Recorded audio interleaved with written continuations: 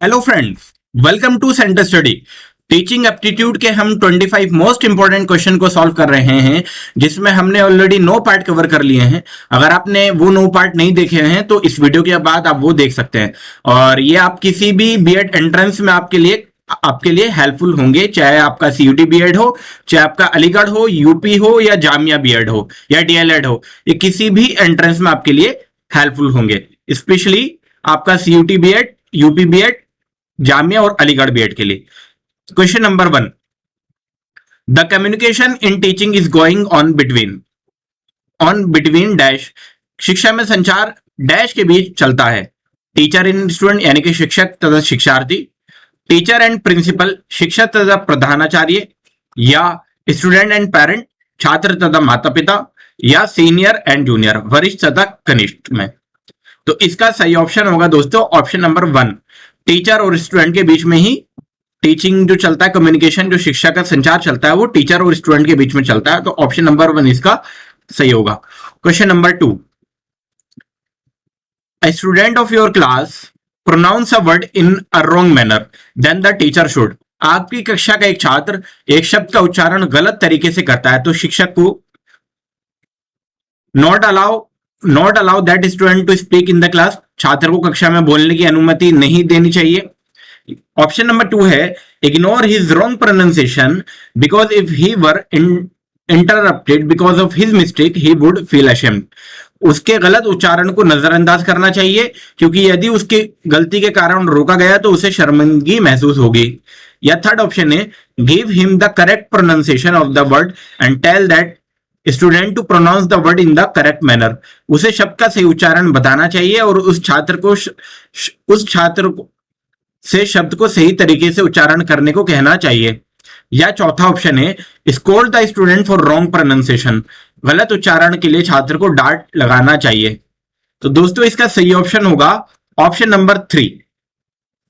Option number 3 इसका सही option हो जाएगा कि उसको सही उच्चारण बताना चाहिए और उसको सही उच्चारण करने के लिए कहना चाहिए। अब ये सारे क्वेश्चन आपके किसी ना किसी बीएड के एंट्रेंस में पूछे गए हैं, तो ये क्वेश्चन सारे के सारे आपके मोस्ट इंपोर्टेंट क्वेश्चन है। सब प्रीवियस एंट्रेंस क्वेश्चन पेपर है दोस्तों। ये RTE act was implemented in India with the effect from. Bharat में आरटीई अधिनियम को डैश को प्रभावी रूप से लागू हुआ था, यानी कि कब लागू हुआ था? 1 अप्रैल 2009, 1 अप्रैल 2010, 1 अप्रैल 2008 या 1 अप्रैल 2011। तो जो आरटीई जो इंप्लीमेंट हुआ था इंडिया में वो 1 अप्रैल 2010 से स्टार्ट हुआ था। ऑप्शन नंबर इसका सेकंड ठीक होगा। क्वेश्चन नंबर 3 के बाद question number 4, CTE scheme establish in the year 1987 aims at which of the following. सीटी स्कीम 1987 में शुरू की गई थी जिसका उद्देश्य निम्न में से क्या था? स्ट्रेंथनिंग ट्रेनिंग यानी कि प्रशिक्षण का सुदृढ़ीकरण, स्ट्रेंथनिंग टीचर एजुकेशन शिक्षा का सुदृढ़ीकरण, या स्ट्रेंथनिंग प्राइमरी एजुकेशन प्राथमिक शिक्षा का सुदृढ़ीकरण, या strengthening the education of student छात्रों की शिक्षा का शुद्धिकरण। तो क्वेश्चन नंबर 4 का हमारा सही ऑप्शन है option number 2, strengthening the teacher education. Teacher education के लिए ये सीटीई स्कीम लागू की गई थी, उनकी स्ट्रेंथनिंग एजुकेशन के लिए। Question number 5, national curriculum framework यानी कि एनसीएफ, इसको हम शॉर्ट में कह देते हैं NCF, national curriculum framework for teacher education in India 2019 was developed by. Bharat में शिक्षक शिक्षण के लिए राष्ट्रीय पाठ्य चर्चा रूपरेखा 2009 डैश के द्वारा विकसित किया गया था। एनसीईआरटी, एनयूईपीए, एनसीटीई या एनएएसी नैक जिसको हम कहते हैं। तो दोस्तों इसका सही ऑप्शन होगा ऑप्शन नंबर 3 एनसीटीई। अब आपके लिए टास्क ये है कि एनसीईआरटी की फुल फॉर्म, एनयूईएपी की फुल फॉर्म, एनसीटीई की फुल फॉर्म और एनएएसी की फुल फॉर्म आपको बतानी है। ये आपके लिए होमवर्क है और आप इसको कमेंट बॉक्स में हमें बताएंगे क्योंकि ये फुल फॉर्म भी आपके एंट्रेंस में पूछी गई है। Question number 6, instructional aids are used by the teacher to. शिक्षण द्वारा अनुदेश साधनों का उपयोग डैश के लिए किया जाता है। ग्लोरीफाई द क्लास यानी कि कक्षा को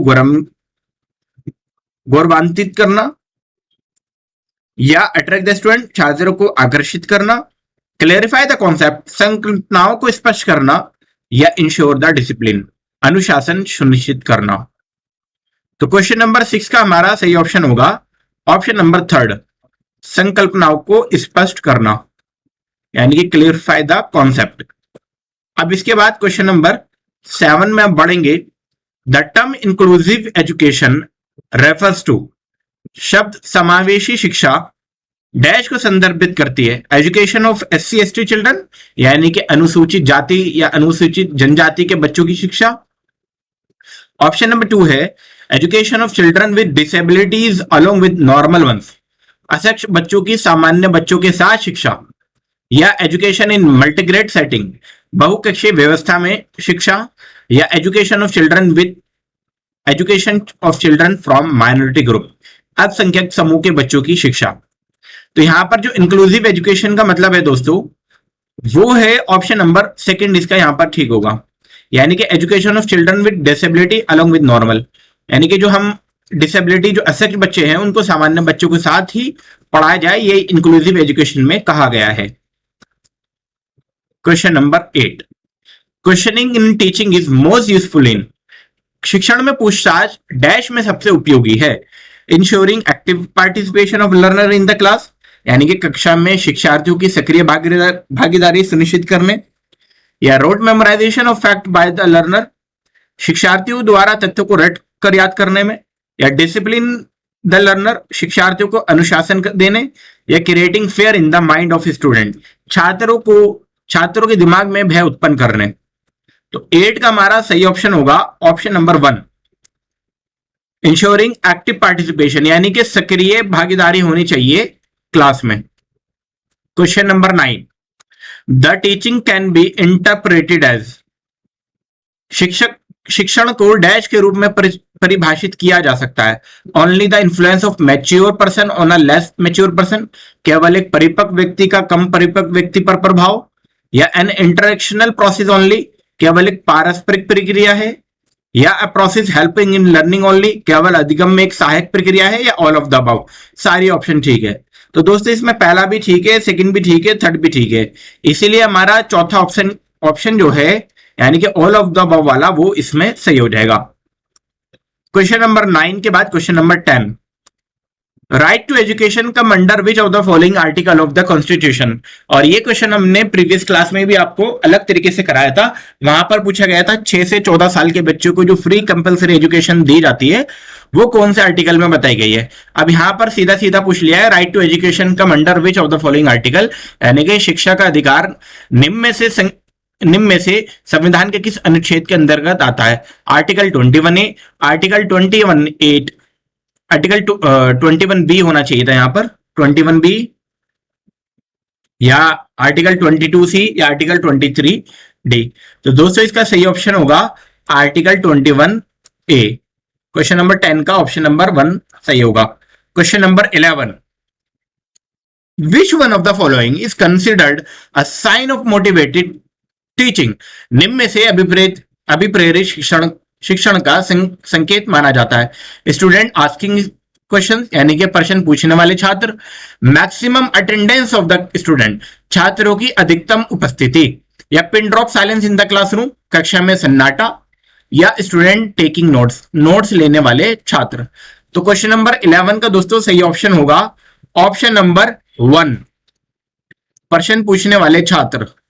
प्रश्न पूछने वाले छात्र का मतलब यह है कि भाई वो एक तरीके से अभिप्रेरित टीचिंग कर रहे हैं, यानी कि मोटिवेटेड है टीचिंग के लिए, इसलिए वो क्वेश्चन भी वहां पर पूछ रहे हैं जो डाउट आ रहा है उनको। Question number 12, one choosing teaching method for a particular session you may consider the following, किसी विशेष सत्र के लिए शिक्षण विधियों का चयन करते समय आप निम्नलिखित पर विचार कर सकते हैं। केवल शिक्षण अधिगम के उद्देश्य, या टाइम एलोकेटेड ओनली, केवल आवंटित समय, या pre requisite knowledge of required only, केवल पूर्व अपेक्षा ज्ञान आवश्यक, या ऑल ऑफ द अबव, उपरोक्त सभी। तो 12 का दोस्तों हमारा सही ऑप्शन होगा ऑप्शन नंबर 4, ऑप्शन नंबर 4, यानी कि तीनों ऑप्शन उसमें से ठीक थे। Question number 13, a teacher can develop social and moral values among his her student by शिक्षक अपने छात्रों के बीच सामाजिक और नैतिक मूल्यों को डैश विकसित कर सकता है। Delivering lecture about the same, उसी के बारे में व्याख्यान देने से। डिस्कसिंग टेलीविजन प्रोग्राम, टेलीविजन कार्यक्रम पर चर्चा से। या being a role model for his या हर स्टूडेंट, अपने छात्रों के लिए एक आदर्श बनकर। या सेलिब्रेटिंग और रिलीजियस फेस्टिवल, सभी धार्मिक त्योहारों का उत्सव मनाकर।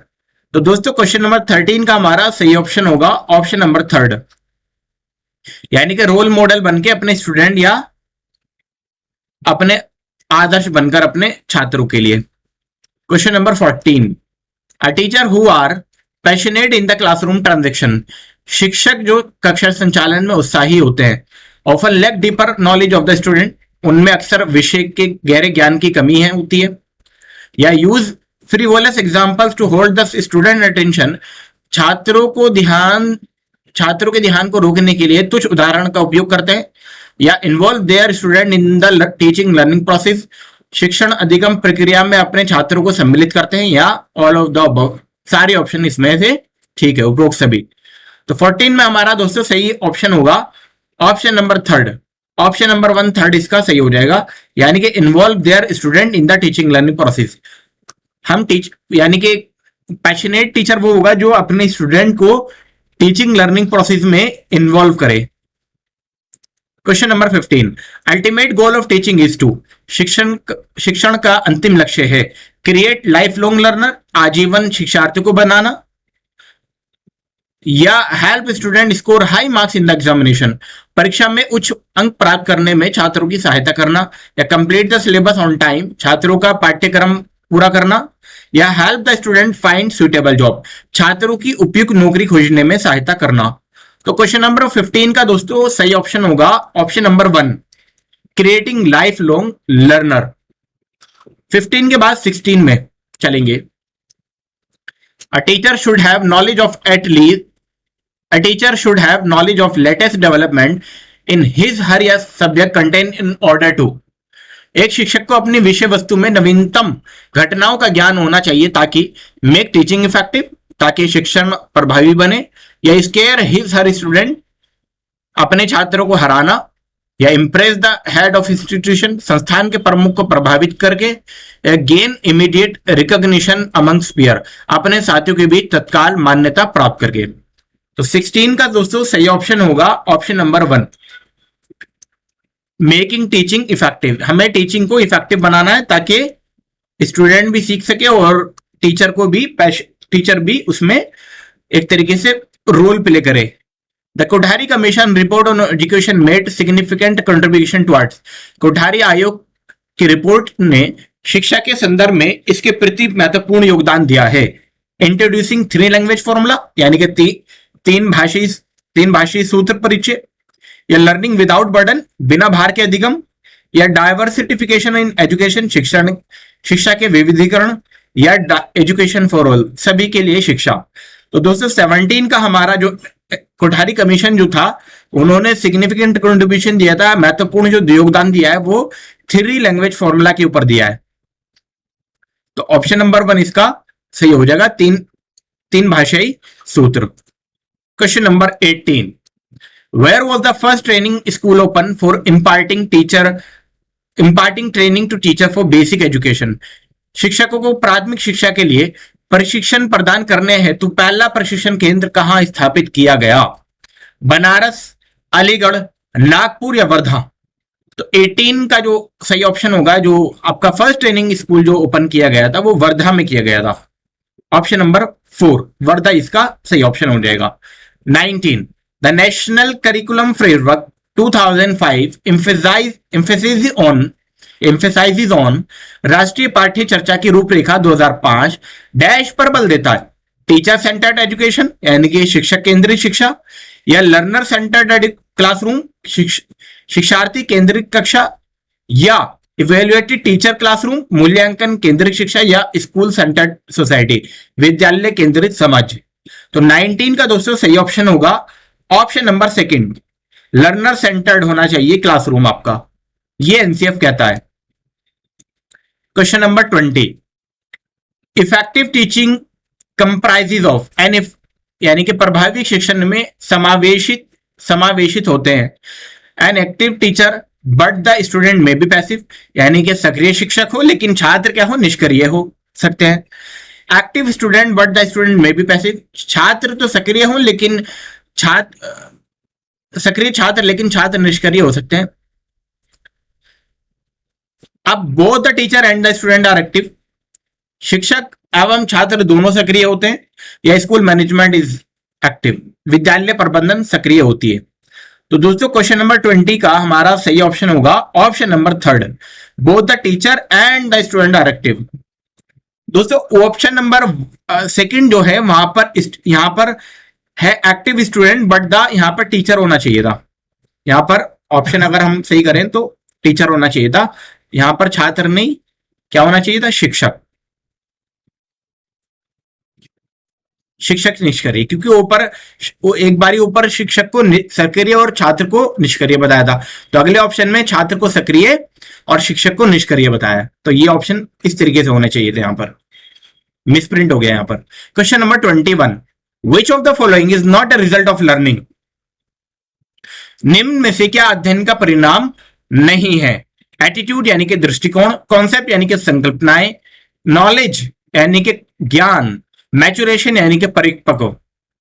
तो 21 का सही ऑप्शन होगा मैचुरेशन, ऑप्शन नंबर 4, क्योंकि यहां पर नॉट पूछा था इसीलिए, और नॉट में आपका मैचुरेशन नहीं आएगा।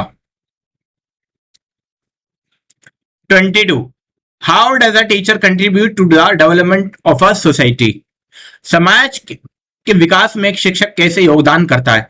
बाय टेकिंग ट्यूशन लेकर, बाय नॉट डूइंग हैज और हर जॉब अपने कार्य को सही से नहीं करते हुए, या by helping of needy and poor, जरूरतमंदों और गरीबों की सहायता कर द्वारा, या by shaping the minds of the student, छात्रों के विचारों को आकार देकर।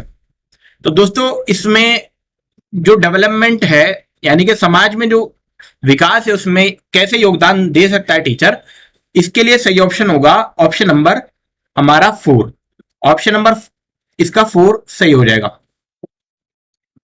यानी कि छात्रों के जो विचार है उनको क्या करेगा, आकार देगा, शेप देगा उनको।